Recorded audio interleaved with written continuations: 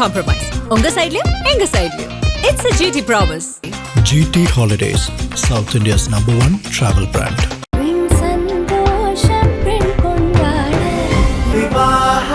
மணப்பெண்ணின் பிரத்யேகமான திருமணம் Vivaha the Chennai silks.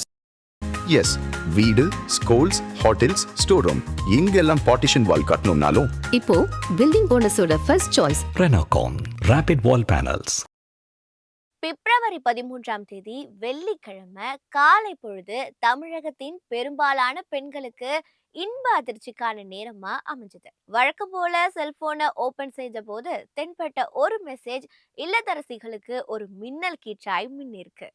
அது வியப்பையும் தந்திருக்கு, அவங்களின் முகங்கள்ல மலர்ச்சியையும் தந்திருக்கு. ஆம், அரசு மூலம் மகளிர் உரிமை திட்டத்தின் கீழ் 5000 ரூபாய் வரவு வைக்கப்பட்ட செய்திதான் அது. பரபரக்கும் காலை நேரத்துல அவசரமாக வீடுகள்ல வேலைக்கு புறப்பட்டு கொண்டிருந்தோரும், பேருந்து, ரயில் போன்ற வாகனங்கள்ல பயணம் செய்து கொண்டிருந்தோரும் ஒருவருக்கொருவர் இத பத்தி தான் பேசினாங்க. தமிழகத்தில் 1,31,00,000 கலைஞர் மகளிர் உரிமை திட்ட பயனாளிகளுக்கு ஒரே நாள்ல 5000 ரூபாய் வரவு வைக்கப்பட்டிருப்பதாக முதலமைச்சர் ஸ்டாலின் தெரிவித்ததை அறிந்து உள்ள மகிழ்ந்தாங்க. சட்டப்பேரவை தேர்தலில் வென்று மீண்டும் திமுக ஆட்சிக்கு வந்தா கலைஞர் மகளிர் உரிமை தொகை திட்ட பயனாளிகளுக்கு மாதந்தோறும் ஏற்கனவே வழங்கப்பட்டு வரும் 1000 ரூபாய் 2000 ரூபாயாக உயர்ந்து வழங்கப்படும் என்று அவர் வாக்குறுதி அளிச்சிருக்காரு. கடந்த 2021ஆம் ஆண்டு நடைபெற்ற தமிழக சட்டமன்ற தேர்தலில் வெற்றி பெற்று ஆட்சிக்கு வந்த ஸ்டாலின் தலைமையிலான திமுக அரசு மகளிர் சமுதாய மேம்பாட்டிற்கு புரட்சிகரமான புதிய பல திட்டங்களை அறிமுகப்படுத்துச்சு. மகளிர் சமுதாய முன்னேற்றத்திற்கான பல முன்னெடுப்புகளை மேற்கொண்டது. தமிழ்நாட்டில் குடும்ப தலைவிகள் எதிர்கொண்டு வரும் சமூக பொருளாதார நிலைகளை கருத்தில் கொண்டு கடந்த 2021ஆம் ஆண்டு முதல் விடியல் பயணம் திட்டத்தை திமுக அரசு செயல்படுத்தி வருது.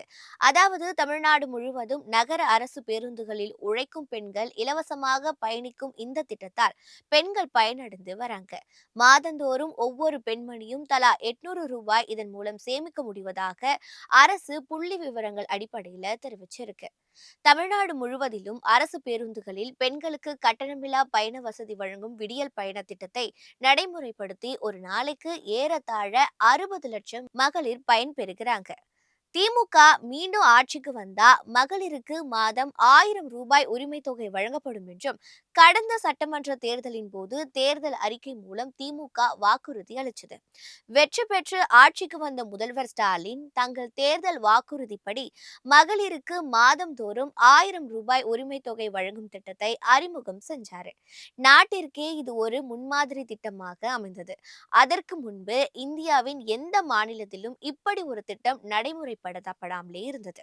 இந்த திட்டம் மூலம் 1,30,00,000 பெண்கள் பயனடையும் வகையில் தொடர்ச்சியாக கடந்த 4 ஆண்டுகளாக பெண்களின் வங்கி கணக்கில் நேரடியாக 1000 ரூபாய் பணம் செலுத்தப்பட்டு வருது. முதலமைச்சரின் ஒரு புரட்சிகரமான திட்டமாக இது பார்க்கப்படுது. 6ஆம் வகுப்பு முதல் 12ஆம் வகுப்பு வரை அரசு பள்ளிகளிலும் அரசு உதவி பெறும் பள்ளிகளிலும் தமிழ் வழியில் பயின்று உயர்கல்வி சேரும் மாணவியருக்கு படிப்பு முடியும் வரை மாதம் 1000 ரூபாய் வழங்கும் புதுமை பெண் திட்டமும் ஏற்கனவே மக்கள் மனங்கள்ல இடம் பிடிச்சிருக்கு. கல்லூரி வாசலையே தொட்டு பார்க்காத குடும்பங்களிலிருந்து பல பெண்கள் கல்லூரியில் சேர்ந்து படிக்கும் அருமையான வாய்ப்பை இந்த திட்டம் வழங்கியிருக்கு. மகளிர் படித்து முடித்து சொந்த ஊரை விட்டு வெளியூரில் தங்கி பணிபுரிவதில் பல இடர்பாடுகள் ஏற்படுது. இதற்கு தீர்வு காணும் விதமாக அவர்கள் பணிபுரியும் பகுதியிலேயே தங்கும் வகையில் தங்குமிடத்திற்கு உத்தரவாதம் அளிக்கும் மகளிர் தோழி விடுதி திட்டம் அமல்படுத்தப்பட்டது. சேலம், தஞ்சாவூர் உட்பட முக்கிய நகரங்களில் எல்லாம் தோழி விடுதிகள் கட்டப்பட்டு பயன்பாட்டிற்கு கொண்டு வரப்பட்டு இருக்கு. இதன் மூலம் பணிபுரியும் பெண்களுக்கான பாதுகாப்பு உத்தரவாதப்படுத்தப்பட்டு இருக்கு. இதனால கிராமங்கள்ல இருக்கும் பெண்கள் மிகுந்த பாதுகாப்புடன் நகரங்களில் தங்கி பணிபுரியும் நிலை ஏற்பட்டு இருக்கு. அதேபோல் அரசு அலுவலகங்களில் பணிபுரியும் ஆசிரியர்களின் மகப்பேறு விடுப்பு காலமான 9 மாதம் என்பது திமுக ஆட்சியில 12 மாதங்களாக உயர்த்தப்பட்டு இருக்கு. 2021ஆம் ஆண்டு முதல் இந்த நடைமுறை பின்பற்றப்பட்டு வருது. மேலும் மகளிர் பொருளாதார மேம்பாட்டை கருத்தில் கொண்டு மகளிர் சுய உதவி குழுக்களுக்கு வழங்கிடும் கடன் உச்சவரம்பை 12 லட்சம் ரூபாயிலிருந்து 20 லட்சம் ரூபாய் வரை உயர்த்தி முதலமைச்சர் ஸ்டாலின் உத்தரவிட்டார். சத்துணவு மையங்களில் பணிபுரியும் சமையலர் மற்றும் சமையல் உதவியாளருக்கான ஓய்வு வயதினை 58லிருந்து 60ஆக உயர்த்தி அவர்கள் வாழ்வில் மகிழ்ச்சியை ஏற்படுத்தியது திமுக அரசு. உள்ளாட்சி அமைப்புகள்ல பெண்களுக்கு 33% இடஒதுக்கீடு 50% உயர்த்தப்பட்டது. லட்சக்கணக்கான மகளிர் உள்ளாட்சி நிறுவனங்கள்ல பதவி பொறுப்புகளையும் பெற்று தமிழ்நாட்டு முன்னேற்றத்திற்காக பெண்கள் பாடுபடுறாங்க. தமிழகத்துல மொத்தம் உள்ள 25 மாநகராட்சிகள்ல மேயர் பொறுப்பில் இருப்பவர்களும் பெரும்பாலும் பெண்களே. இப்படி பெண்களின் முன்னேற்றத்திற்காக திமுக அரசு பல்வேறு மகளிர் திட்டங்களை கொண்டு வந்திருக்கு. அவற்றில் முத்தாய்ப்பாக விளங்குவதுதான் மகளிர் உரிமை தொகை திட்டம். சமூகத்தில் பெண்கள் ஆற்றும் பங்களிப்புக்கான அங்கீகாரமாகவே உரிமை தொகை திட்டம் பார்க்கப்படுது. இந்த தொகையை வைத்து ஏராளமான பெண்கள் அன்றாட வீட்டு செலவுகள், குடும்பத்தில் ஏற்படும் மருத்துவ செலவுகள், குழந்தைகளுக்கான கல்வி செலவுகள் என பல அத்தியாவசிய செலவுகளை தாங்களாகவே பார்த்து கொள்றாங்க. பெண்களின் சுயசார்பு வாழ்க்கைக்கு இந்த தொகை மிகப்பெரிய ஆதரவாக இருக்கு. அதனாலதான் ஒவ்வொரு மாதமும் 15ஆம் தேதி என்பது ஒவ்வொரு குடும்ப தலைவியையும் ஆவலோடு எதிர்பார்க்கும் நாளாக அமைஞ்சிருக்கு. இவ்வளவு சிறப்பு வாய்ந்த இந்த திட்டம் மற்ற மாநிலங்களிலும் தாக்கத்தை ஏற்படுத்தி இருக்கு. தமிழ்நாட்டில் கலைஞர் மகளிர் உரிமை தொகை திட்டத்திற்கு மகளிர் மத்தியில நல்ல வரவேற்பு கிடைத்த நிலையில் இதனை பிற மாநிலங்களும் பின்பற்றி வராங்க. அந்த வகையில கர்நாடக மாநில காங்கிரஸ் அரசின் முதலமைச்சர் சித்தராமையா குடும்ப தலைவிகளுக்கு மாதம் 2000 ரூபாய் வழங்கும் கிரகலட்சுமி என்னும் திட்டத்தை கடந்த 2023ஆம் ஆண்டு ஆகஸ்ட் மாதம் துவக்கி வச்சாரு. மராட்டிய மாநிலத்தில் கடந்த 2024ஆம் ஆண்டு லடுக்கி பகின் யோஜனா என்ற பெயர்ல மகளிருக்கு மாதம் 1500 ரூபாய் உதவித்தொகை வழங்கும் திட்டம் மாநில அரசால் துவக்கப்பட்டது. ஜார்க்கண்ட் மாநிலத்தில் மகளிருக்கு மாதம் 1000 ரூபாய் வழங்கும் திட்டம் ஹேமந்த் சோரன் தலைமையிலான மாநில அரசால் செயல்படுத்தப்பட்டது.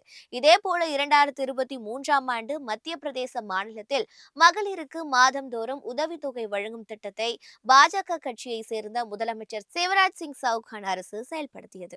2025ஆம் ஆண்டு டெல்லி சட்டமன்ற தேர்தலில் பாஜக ஆட்சியை பிடித்ததை தொடர்ந்து 2025ஆம் ஆண்டு மார்ச் 8ஆம் தேதி, அதாவது பன்னாட்டு மகளிர் நாளன்று டெல்லி முதல்வர் ரேகா குப்தா தலைமையில் நடந்த அமைச்சரவை கூட்டத்தில் மகளிருக்கு மாதந்தோறும் 2500 ரூபாய் உதவித்தொகை வழங்கும் மகிழா சம்ரித்தி யோஜனா திட்டத்தை செயல்படுத்துவதற்காக 5100 கோடி ரூபாய் நிதியை ஒதுக்கீடு செய்ய ஒப்புதல் அளிக்கப்பட்டிருக்கு.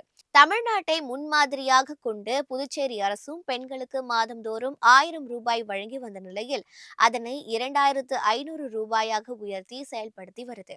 இதையெல்லாம் வைத்து பார்க்கும்போது தமிழகம் பல்வேறு வகையிலும் பிற மாநிலங்களுக்கு முன்மாதிரியாக திகழ்வதை மறுக்க முடியாது. இது திமுக அரசின் வெற்றி என அந்த கட்சியினர் தொடர்ந்து கூறி வராங்க. தமிழக சட்டமன்ற தேர்தலுக்கு இன்னும் ஒரு சில மாதங்களே உள்ளன. இதனால் அரசியல் கட்சிகள் கூட்டணி வேலைகளிலும் பிரச்சாரங்களிலும் தீவிரமாய் ஈடுபட்டு வருது. மேலும் கட்சிகள் போட்டி போட்டு தேர்தல் வாக்குறுதிகளை அறிவிச்சு வராங்க. அந்த வகையில பெண்கள் மத்தியில மிகுந்த வரவேற்பு பெற்ற மகளிர் உரிமை தொகை வழங்கும் திட்டம் திமுக அரசு கையில எடுத்திருக்கு. தமிழக முதல்வரும் திமுக தலைவருமான ஸ்டாலின் மகளிர் உரிமை தொகையாக 5000 ரூபாய் வரவு வைக்கப்பட்டுள்ளது என அறிவிச்சிருந்தார்.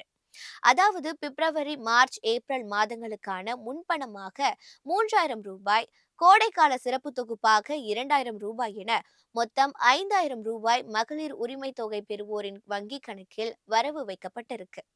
தேர்தலை காரணம் காட்டி 3 மாதங்களுக்கு உரிமை தொகையை முடக்க பார்க்கிறார்கள் என குற்றம் சாட்டிய முதல்வர் ஸ்டாலின், திமுக மீண்டும் ஆட்சிக்கு வந்தால் மகளிர் உரிமை தொகை 2000 ரூபாயாக உயர்த்தி வழங்கப்படும் எனவும் தெரிவிச்சிருந்தார். இது தொடர்பாக முதல்வர் ஸ்டாலின் வெளியிட்டுள்ள வீடியோ பதிவில், தமிழ்நாட்டு மகளிருக்கு இந்த ஸ்டாலின் தந்த உறுதிமொழிதான் உரிமை தொகை. அதில் யார் தடை ஏற்படுத்தினாலும் அதிலிருந்து பின்வாங்க மாட்டேன் என குறிப்பிட்டிருந்தார்.